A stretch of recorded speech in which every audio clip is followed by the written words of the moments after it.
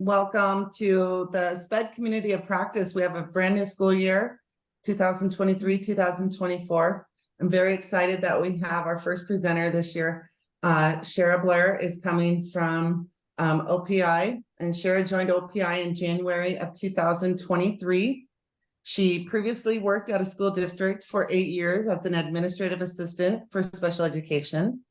Her technology background and willingness got her volunteered for supporting her special education team with AIM and Infinite Campus.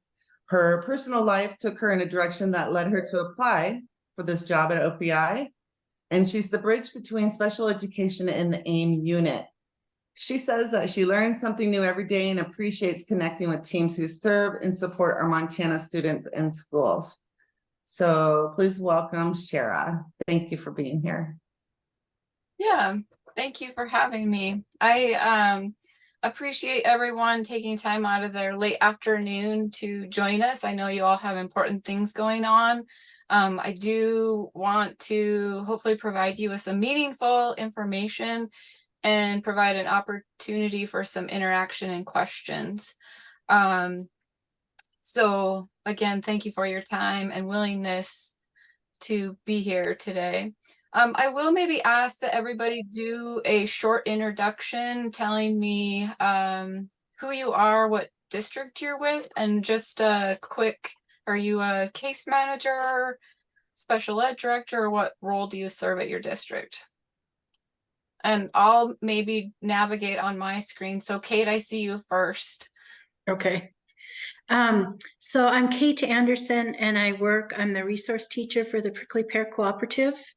And so I'm involved with the districts of East Helena, Montana City, Clancy, Basin, Wolf Creek, and Canyon Creek. Okay. And I and I'm the provide direct services as well as case manage. Okay, great. Lori. Yeah, I'm Lori O'Neill, and I am the special ed teacher at Charlotte for K-5. So I'm the case manager of all of them, do direct instruction with the kids, just all of that. So Okay, great. Lucy, I know who you are, but I'll let you introduce yourself. Hi, I'm Lucy Belts. I'm work for OPI for the Early Learning and Special Education Specialist. Thank you. Adam? I'm Adam Tranmer. I'm at Lolo. I'm the special ed teacher in Lolo. Andrea? I'm Andrea Chugas. I'm over at Ovando School. I case manage for my district as well as general ed. Perfect. Beth? Yes. Hi. We're just asking for a short introduction of who you are, what district you're from, and what role you serve at your district. Thanks. Sorry, I didn't realize I had a new laptop that didn't have Zoom installed, so I had to get that downloaded. I am the school psychologist for our Lee schools. I work for the Missoula Area Education Co-op. And was there another question? Just what role you serve. Were you like SPED director, case manager? No, I'm mostly just the school psychologist, do evals, behavior plans, that kind of stuff. Okay, great. Brett. You're on mute.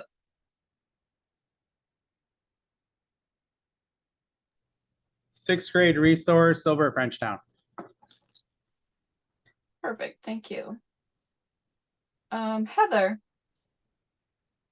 Hi, we're still in school, but so I'm Heather Ostrake. I'm at Moore, first year's special ed K-12, and I'm working under a provisional license, so ready to learn all you have to give.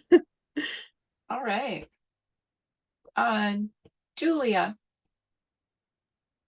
I am Julia Tucker. I'm with the Gallatin-Madison Special Ed Cooperative, and I work with a lot of the county schools. So I also work with Willow Creek, Malberg, Cottonwood. Sometimes I serve West Yellowstone, but not this year. And And there's a couple other under my belt, but I am a case manager and itinerant special ed teacher. Great. Julie? Hi, I'm Julie Fisk. I'm a retired special ed teacher and now working at Florence School District as a special ed secretary, and I'm working as a special ed consultant at Lolo School District as their case manager. Great. And the names keep shuffling around, so I'm going to do my best. If I miss someone or repeat, I apologize. Carla. Carla with no last name. Oh, that's me, Carla Gata. Sorry. Okay, no, that's all right. I am a special education director part-time in Eureka, Montana. Okay, great. Thank you. Kate.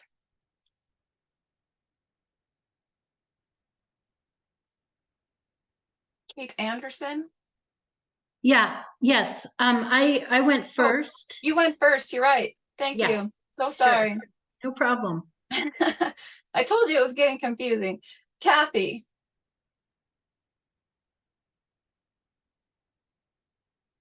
Kathy McDonald.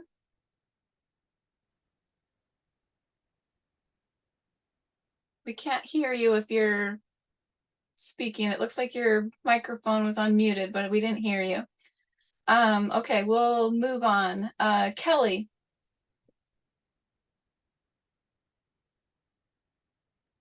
And we can't hear you either. Are you muted? I am working at the Arley Elementary School for K2. I am the SPED teacher, case manager. Great, thank you. Kathy, do we want to try you again? I saw you rejoined. Still not hearing you. That's unfortunate. Okay. Lori.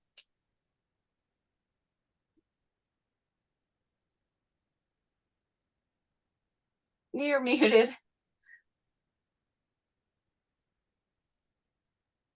Okay, you already got to me.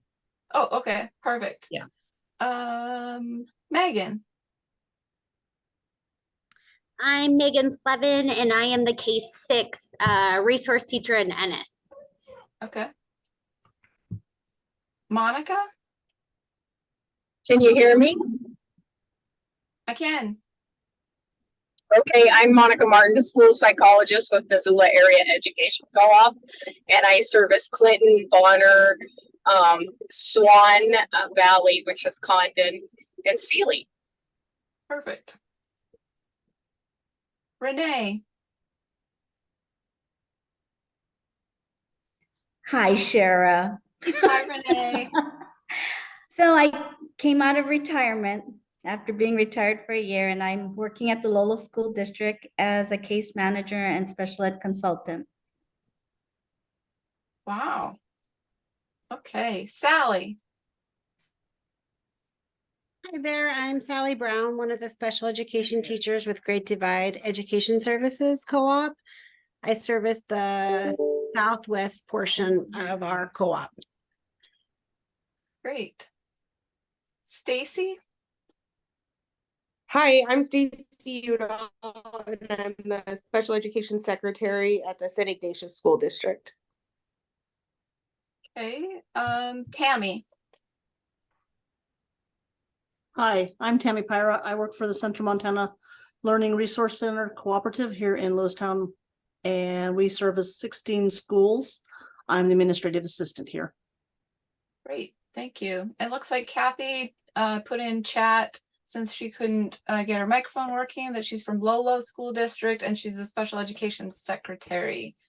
And then I think we just had Laura join us. Laura, we were just asking for a quick introduction of what district you're from and what role you serve at your district. Hi, Laura Hino from Potomac Schools. And what else did you need? Sorry. What role you serve? I am a special educator and K through 8. All right, did we miss anybody? All right, well, thank you for those introductions. It sounds like all of you are doing very important things and sometimes multiple things, which is pretty standard, I guess, for all of us. That's the complicated world of special ed, as I'm sure you all know. I am going to give a presentation on Infinite Campus. Oh, and I have to switch my view here really quick.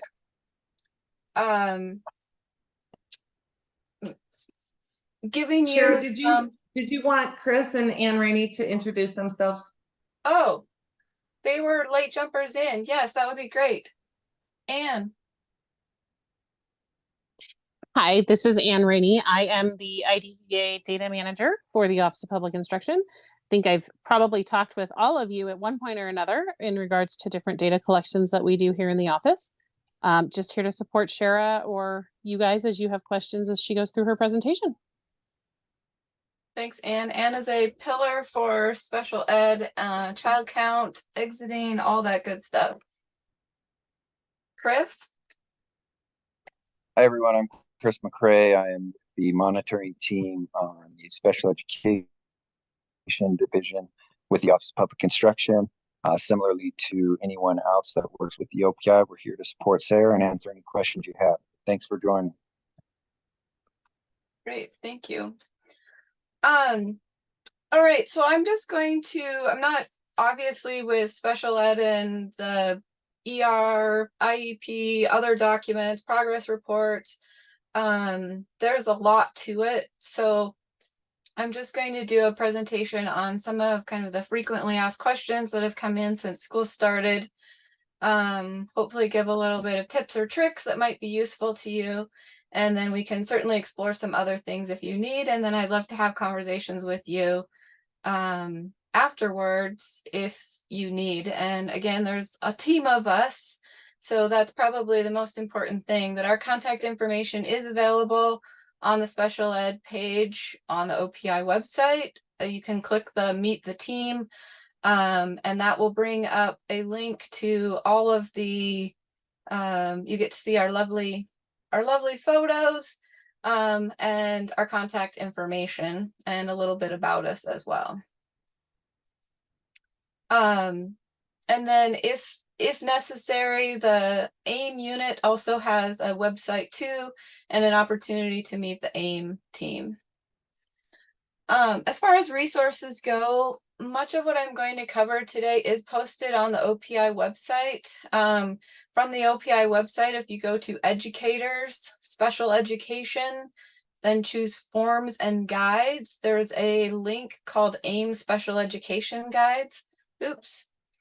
And I do want to take you to that website so that you can see it. So I'll just walk you through that. It's Educators, Special Education, Forms and Guides. And then under the Special Education Guidance, the AIM Special Education Guides. There's a wealth of information on the OPI website. So this is by no means a one-stop shop for all of the things that you need to do your jobs. But much of what I'm referencing is posted on here. So I'll talk a little bit about each of these, not necessarily all of this, but some of these items on the website. Oops, somehow I got out of presentation mode again. I do want to point out that there have been some releases this summer and this fall. So Infinite Campus has had a couple of updates. A lot of the updates that are released are driven oftentimes by errors or issues that you report to us. We put in cases with Infinite Campus and then they address the issue or fix the issue. Unfortunately, sometimes when they have releases, it causes another issue that we have to report to get a fix out for that. Some of the releases, though, are also driven by OPI, that we have changes to maybe a process or a policy. It might be IDEA requirements or otherwise. I will post on that SPED resource page the most recent updates, but it is just something to know about, that the product is kind of always changing.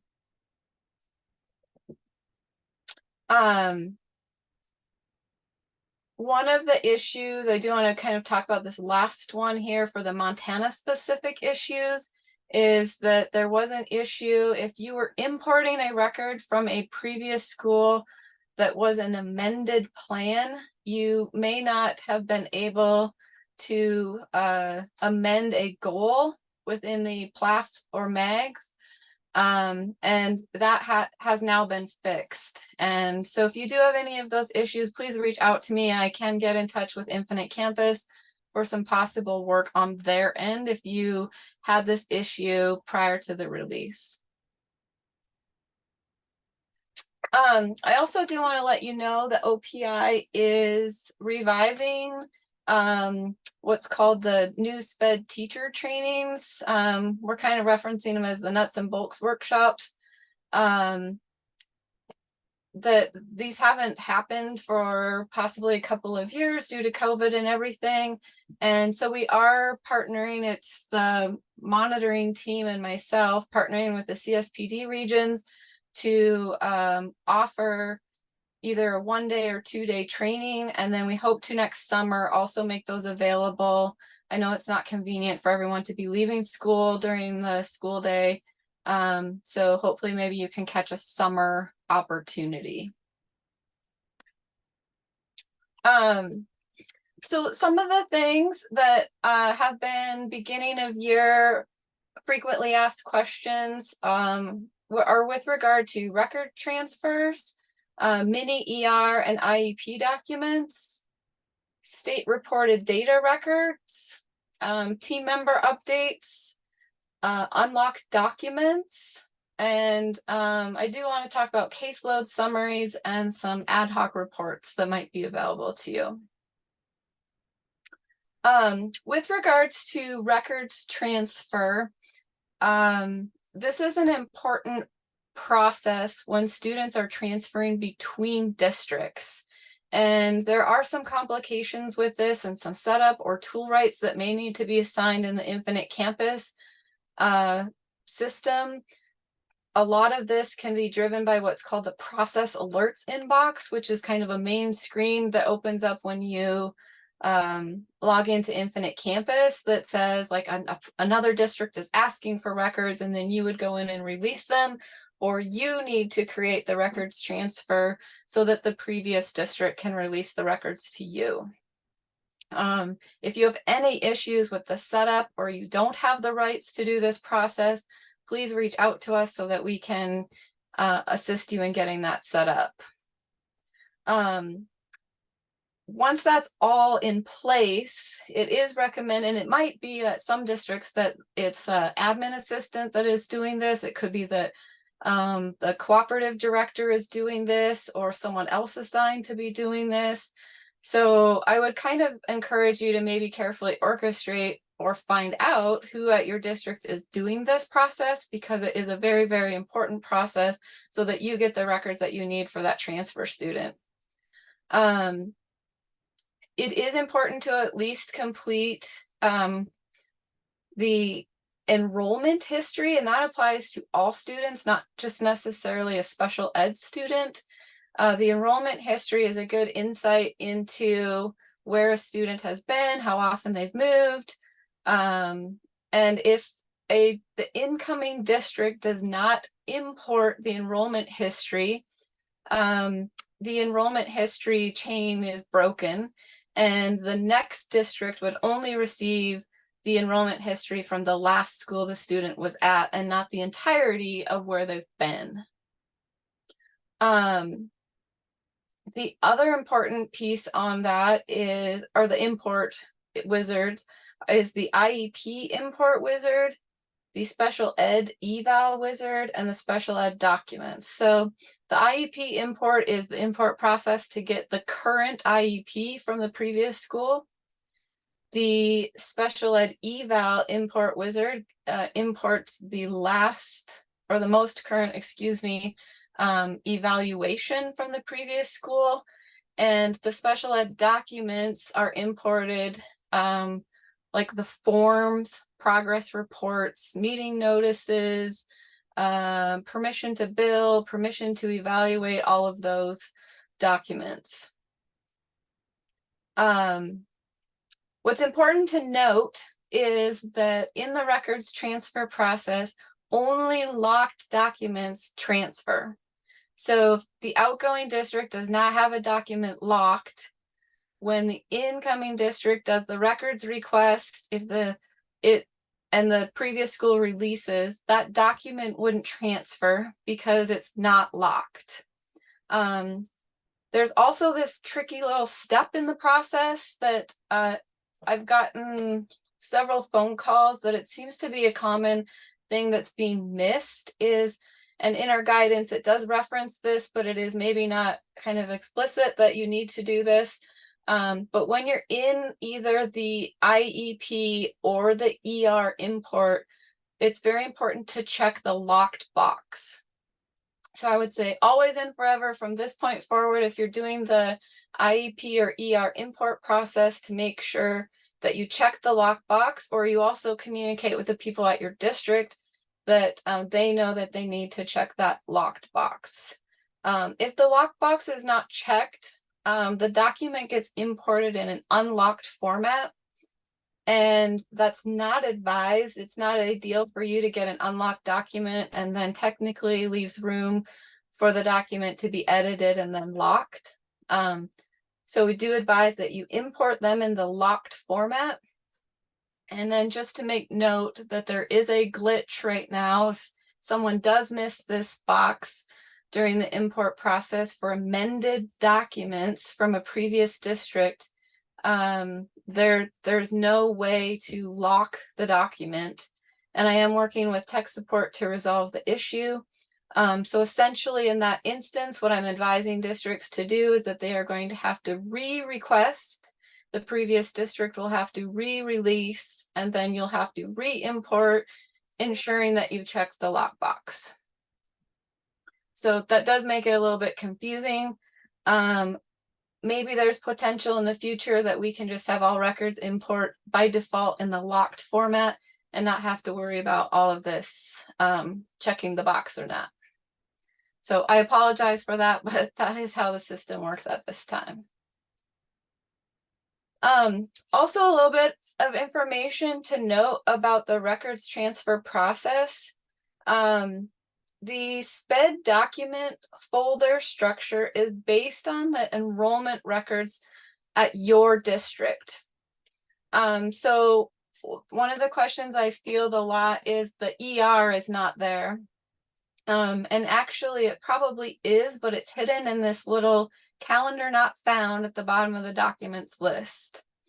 And essentially knowing that the folder structure is based on the enrollment at your school, if the student was evaluated in a previous year to you, you wouldn't have an enrollment for that year. So the system doesn't know where to put the document. So it makes this new little folder called calendar not found.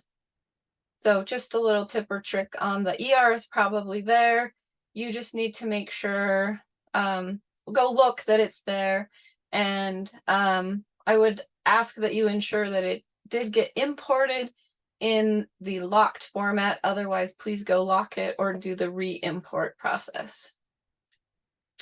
And also what I've learned, if there's not an associated enrollment year for any of the IEPs or other locked documents, and that includes progress reports, team meeting notices, those get converted to PDF and then dumped into an uploaded forms folder.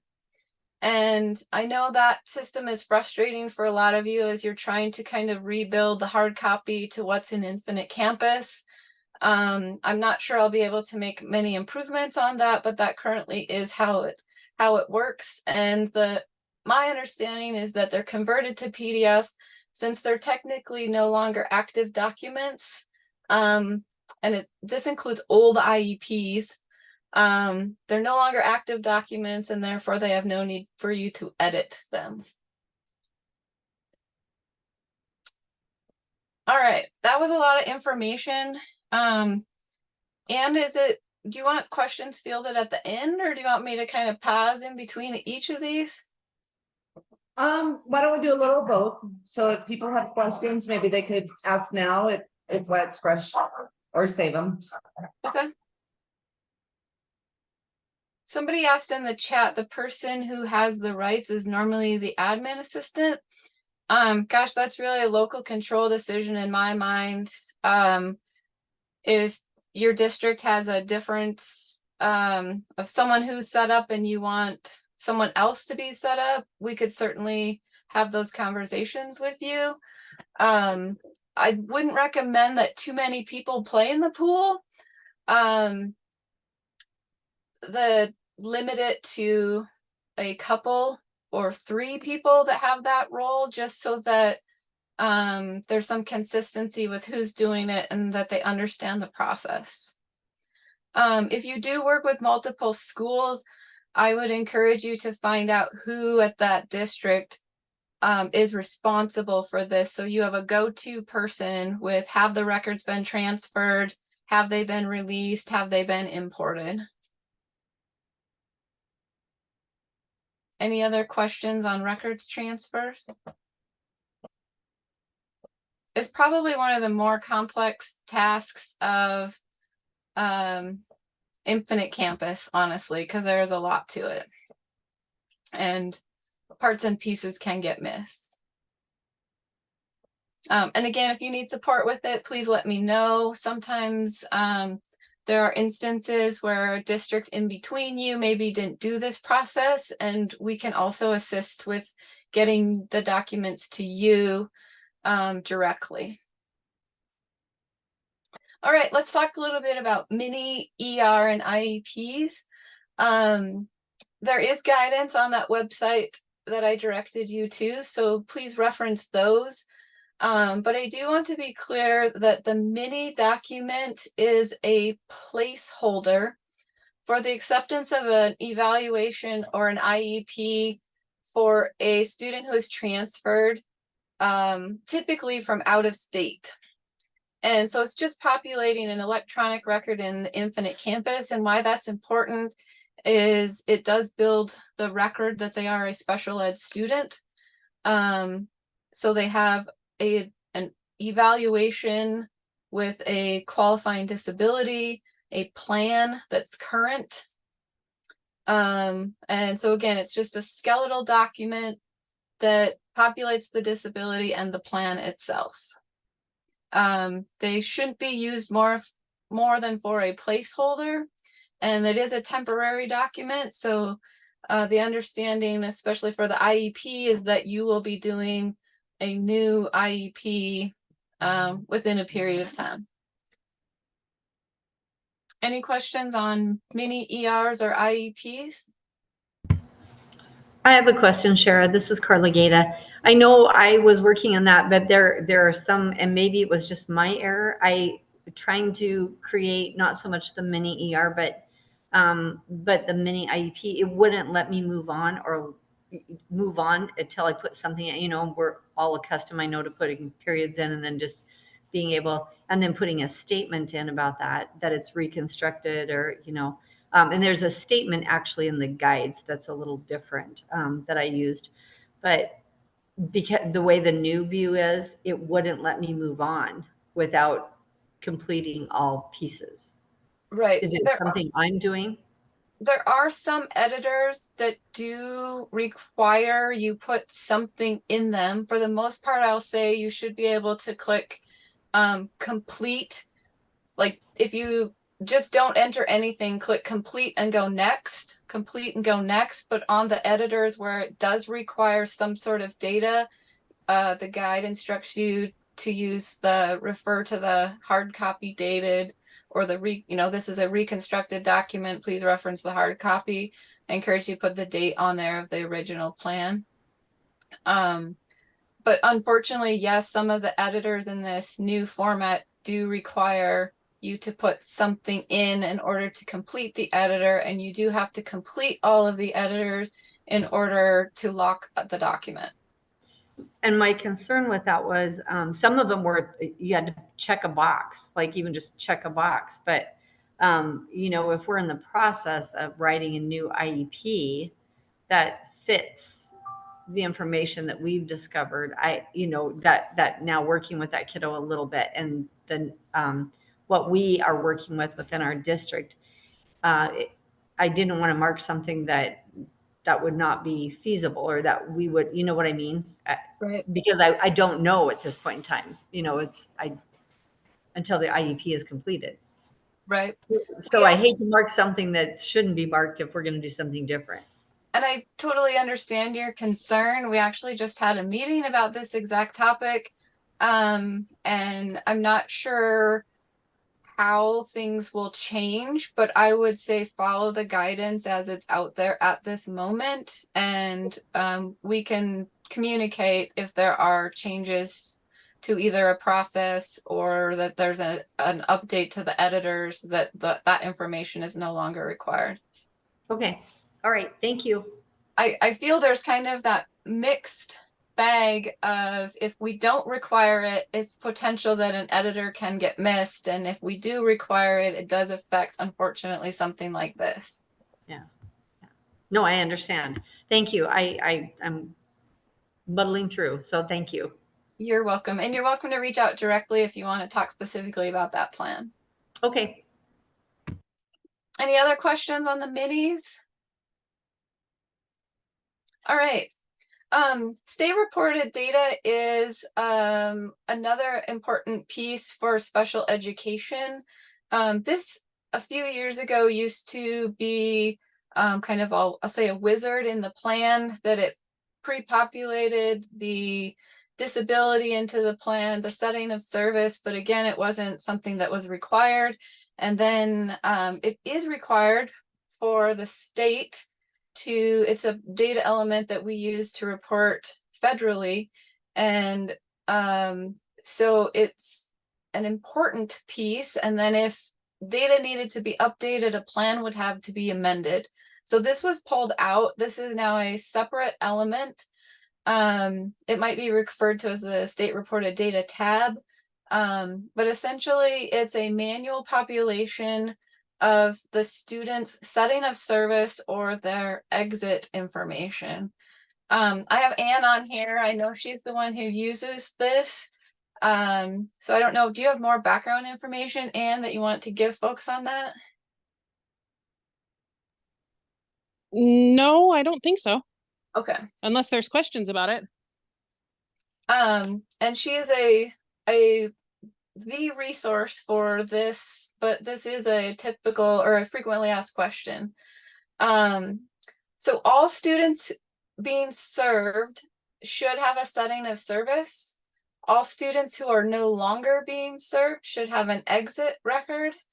And if the setting of service changes, so whether that's through an amendment or a new IEP, the setting of service should be updated. And that basically means that the original record would be end dated and you would add a new record with the current setting of service.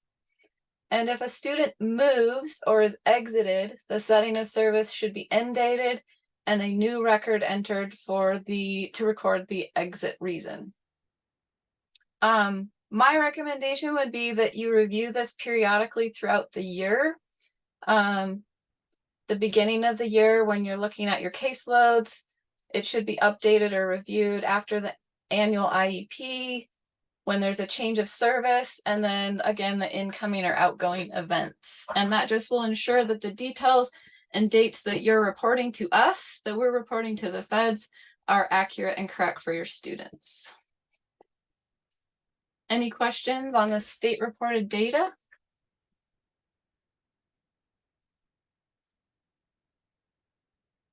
All right.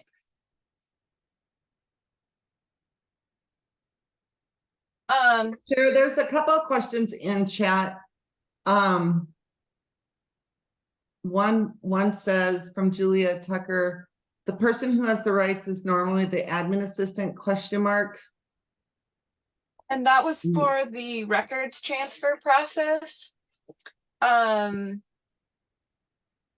So So Julia, if you want to reach out to me, I can assist with figuring out who it was and or who you want set up to be that person, and get them some resources, or do a Zoom meeting with you directly if you need. Thank you. You bet. All right, another important element is team member updates. So the frequently asked questions is, can we transfer someone's caseload? And I know that's typical, say a SPED manager leaves, or maybe they go to a new SPED or case manager when there's a grade level change or a building change. And unfortunately, the answer is no. So that means that team member updates do need to be made manually, student by student, and should be updated to reflect the student's current team member list. So any team members that are no longer serving that child should be end dated, and case managers and service providers should be added using the find and link tool. And then in the SPED staff drop-down list, their name would appear in the SPED staff drop-down list, and then you give them the appropriate role of case manager or service provider. There are other ways to add team members, but the find and link tool is the preferred magic way to make sure that all of the elements link together. So if you do have issues with that, let me know and I can provide some support for you on that as well.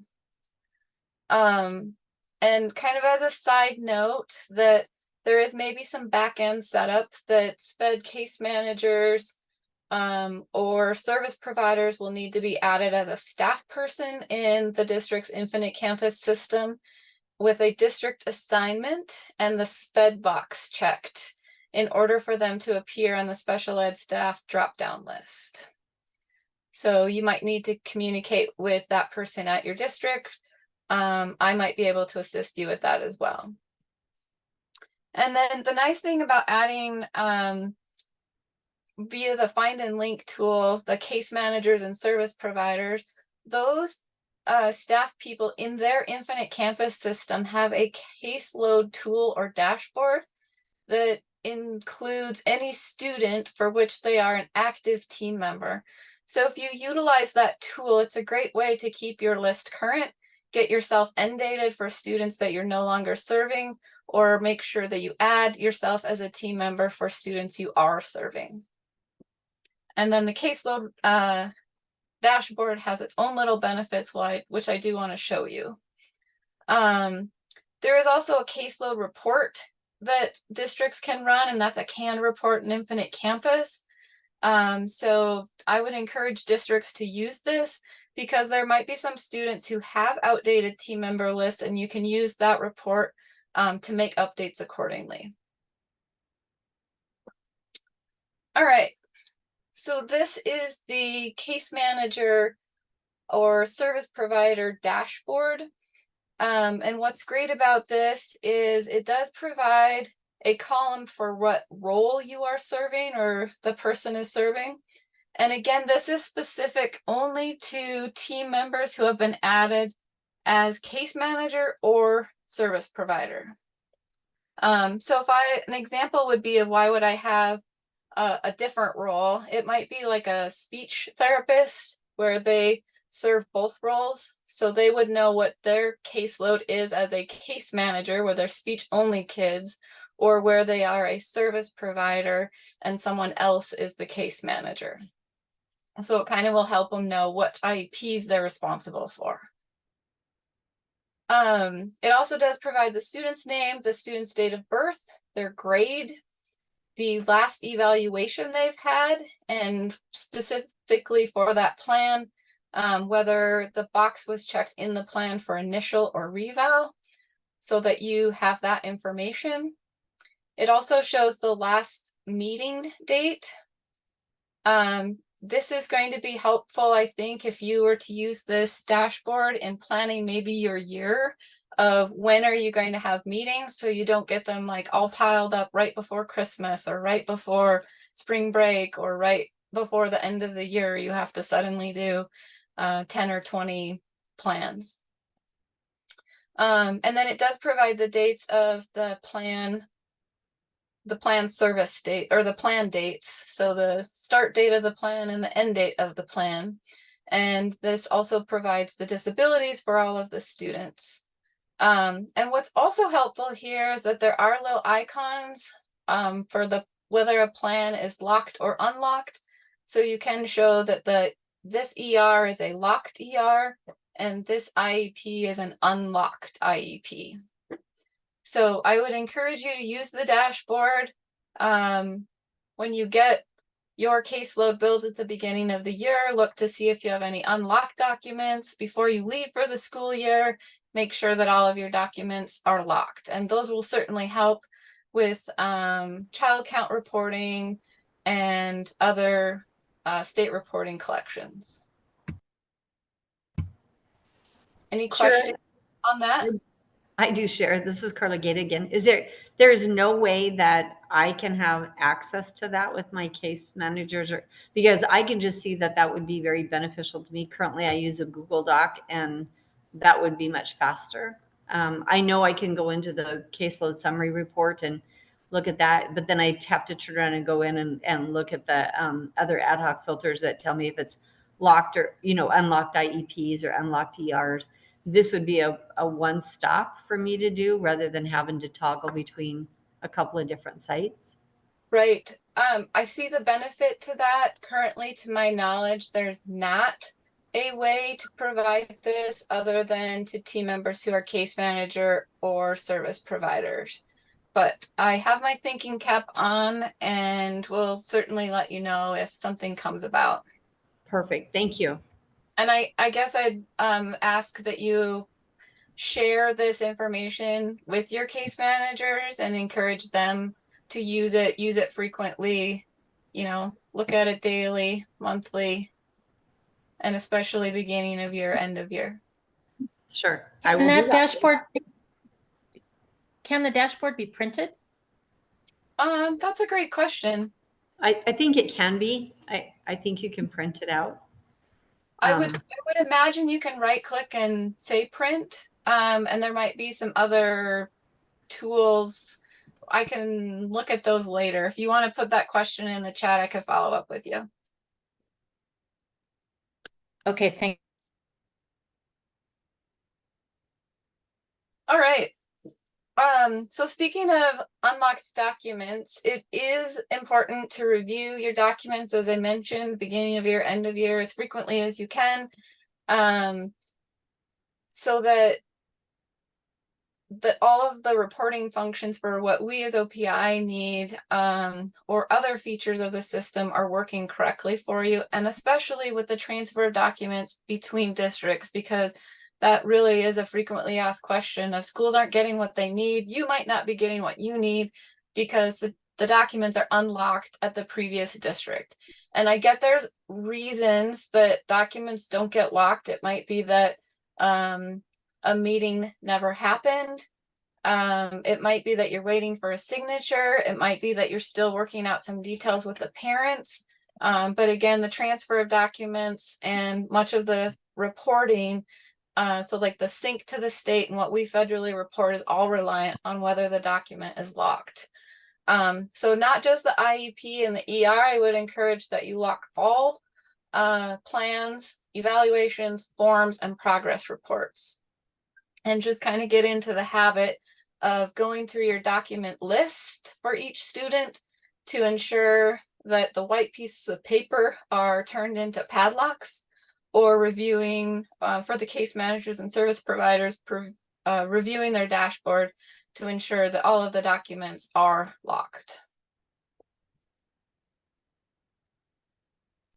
Shara, are you seeing the questions in the chat? Can you export the caseload dashboard to Excel or a PDF?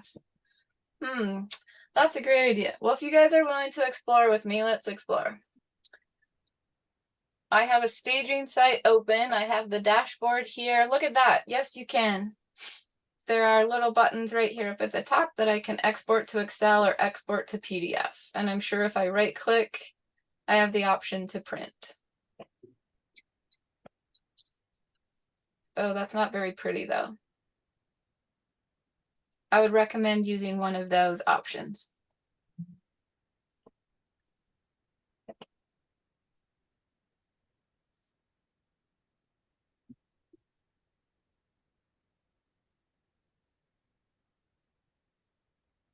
Although it doesn't So have. she was saying it wasn't a question. She was telling that you could do it. Well, perfect. We all read it as a question. I read it as a question. Well, thanks for clarifying. I love it that someone knows that uses it, knows about it. Okay. And then Sally asked if for those in various schools, we need to just go to each school, correct?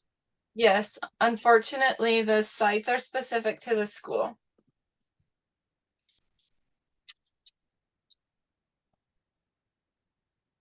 Okay, another useful tool, and I just want to make sure that I'm in the right place here, is the caseload summary report. So for those that don't have the dashboard option, this is a potentially useful tool that's allows you to make sure that team member information is updated. It also gives some other information. So from student information in the report section, there's a caseload summary. By default, it shows active plans. You can make a different selection there if you want all plans, and that would include outdated plans. So if a student doesn't show on your list, it might be because you have this option checked. And then check the SPED box because those are the plans that we're interested in. And then it again defaults to active roles. So if people are end dated, they're not going to be included on this list. So I'd encourage you to choose team member.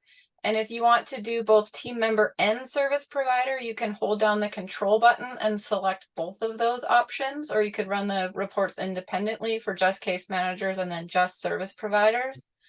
And then in the window on the right, again, you might need to use control or shift to select multiple, but if you want to run this at a district level, you can select all of the schools in your district to get the entire caseload list.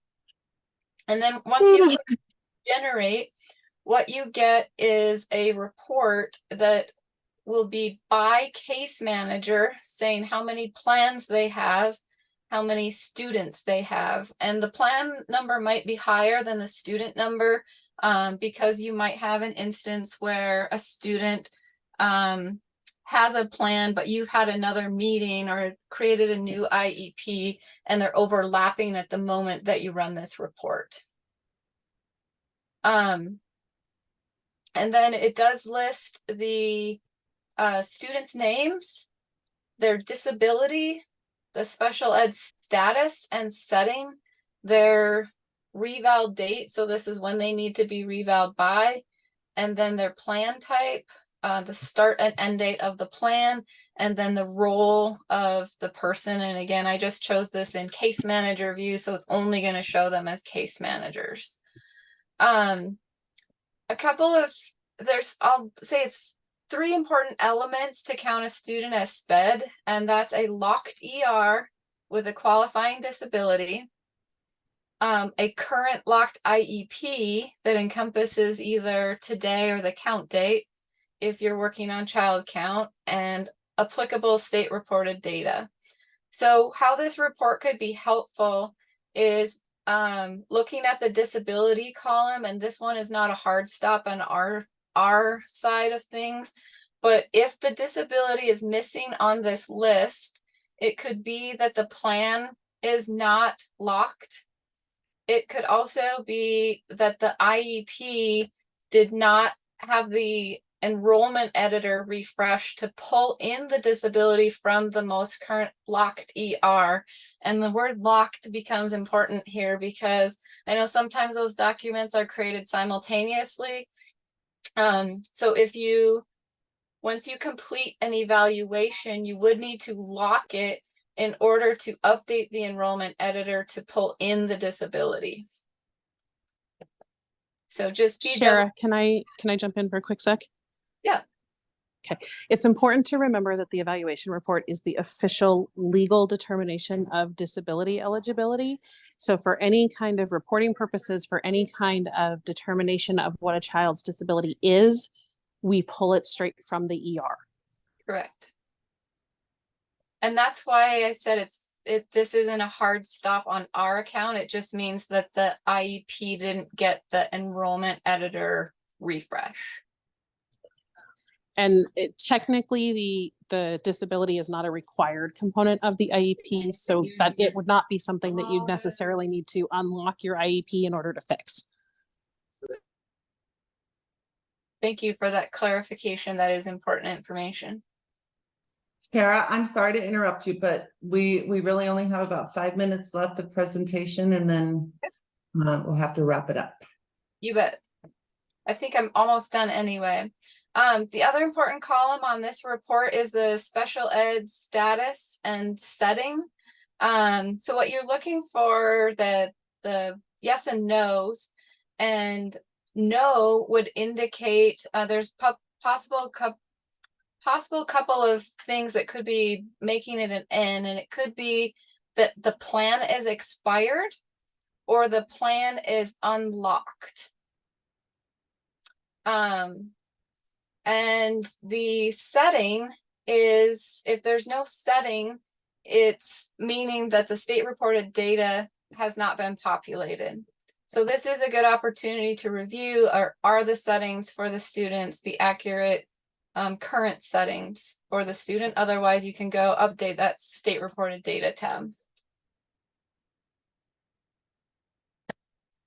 And I think this is my last slide. With regard to another resource, there are some state reported ad hoc. Somebody mentioned these earlier about unlocked ERs and unlocked IEPs. You can run them at the district level or school level, whichever is most applicable to how you want to look at the data. And basically it would just provide a list of students who have unlocked plans or evaluations, and then would require you to go and investigate and determine why. Certainly it could be, again, that you're waiting on a signature. It could be that it just got missed. Maybe a meeting never happened. It could be that there's an amendment in process. So some of those lists are pretty daunting, but I would encourage you to run them on a frequent basis. Again, beginning of year, end of year, making sure that all your documents are complete and locked before you guys leave for the summer. And when you get back, making sure that everything you have in place to start the school year is truly a locked document. And that is also important then again for records transfer and child count exiting. It could come to play during state assessment and then other state reporting collections. So hopefully those are some resources that are helpful for you, meaningful for you. If you need any support, please reach out to us. Keep asking questions. And I appreciate your time to walk through the information with me today. Thank you, Shara. Is there any other comments or questions from anyone? Megan, most certainly I would be happy to provide it. And they'll be posted on the SPED Community of Practice Google site.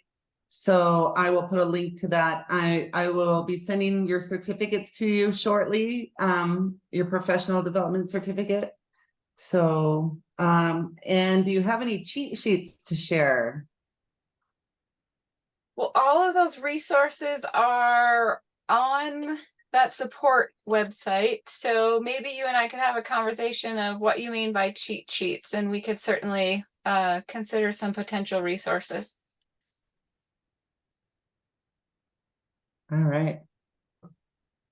Okay, well, thank you everyone for your time. Our next community of practice will be Wednesday, November 8th at 3:30. We have Chris McCree from the school improvement team focused on the extended school day. So hopefully you will all be able to join us for that conversation. Thank you so much, Shara, for being here today. Really appreciate your time and just sharing your expertise on this topic. Yeah, you bet. Thank you, everybody, for joining today. Thank you.